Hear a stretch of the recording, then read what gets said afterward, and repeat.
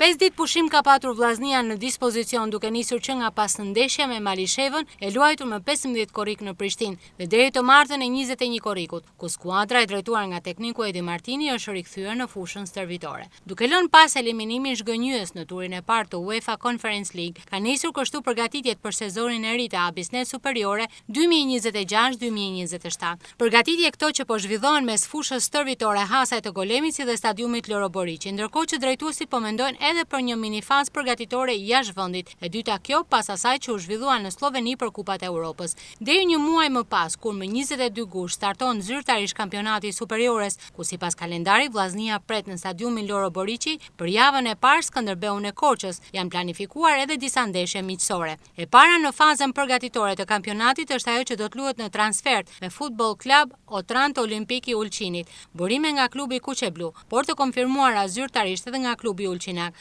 Bëjnë të ditur se miqësorja FK Otranto Olimpik Vllaznia do të luhet pas ditën e së shtunës së 25 korrikut në stadiumin Olimpik të Ulqinit rreth orës 18. Një miqësore kjo që për klubin ulqinak zhvillohet një ditë para një tjetër miqësore të planifikuar për të luajtur me Beslidhjen e Lezhës së kategorisë së parë në stadiumin Brian Filipi të së dielës prej orës 18. Për skuadrën Kuqeblu, miqësoria planifikuar të shtunën në Ulqin është një mundësi e mirë që tekniku Edi Martini të testojë jo vetëm futbollistët që ka të zyrtarizuar, të cilët një pjesë nuk patën mundësi të aktivizohen në dy përballjet europiane ndaj Malishevës, por edhe disa të tjerë që kanë ardhur për provë te Vllaznia.